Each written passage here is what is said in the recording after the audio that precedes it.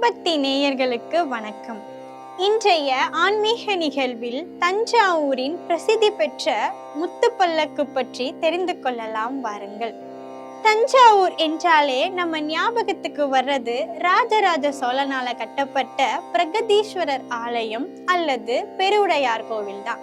அதே தஞ்சாவூர்ல 600 ஆண்டுகள் பழமையான தஞ்சாவூர் முத்துப்பல்லக்கு விழா பல ஆண்டுகளாக விமர்சையா கொண்டாடப்பட்டு வருது. தஞ்சாவூர் முத்துப்பல்லக்கு விழா அப்படிங்கிறது தமிழ்நாட்டின் தஞ்சாவூர் மாநகர்ல ஆண்டுதோறும் வைகாசி மாதம் மூல நட்சத்திர நாள்ல வெகு விமர்சையா கொண்டாடப்பட்டு வரக்கூடிய ஒரு பாரம்பரிய விழா.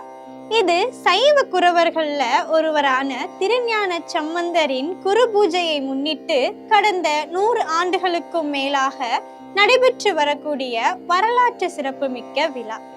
திருஞான சம்பந்தர் இறைவனுடன் ஐக்கியமான நாளை குறிக்கக்கூடிய வகையில இந்த விழா நடத்தப்பட்டு வருது.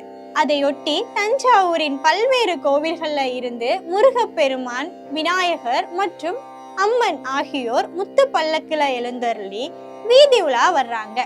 முத்துக்களால் அலங்கரிக்கப்பட்ட பல்லக்குகள் மற்றும் வண்ண மின் விளக்குகளாலும் காகிதங்களாலும் அலங்கரிக்கப்பட்ட தேர்கள்ல கீழ்வாசல் வெள்ளை பிள்ளையார் கோவில், குறிஞ்சி தெரு சுப்பிரமணிய சுவாமி கோவில், ஆட்டு மந்தை தெரு பால தண்டாயுதபாணி கோவில், மேல வீதி திருஞான சம்பந்தர் கோவில் மற்றும் கமலரத்தின விநாயகர் கோவில் உள்ளிட்ட பல முக்கிய கோவில்கள்ல இருந்து முத்து பல்லக்குகள் புறப்படும்.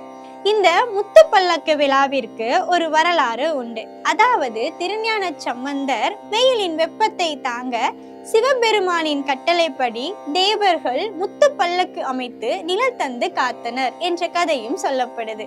சிறப்பு வாய்ந்த முத்து பல்லக்கு விழாவிற்கு சென்று வணங்கினால் அனைத்து தேவங்களுடைய அருளும் கிட்டும் என்பது ஐதீகம். மீண்டும் மற்றும் ஒரு ஆன்மீக நிகழ்வில் சந்திக்கின்றேன். வணக்கத்துடன் ரேவதி.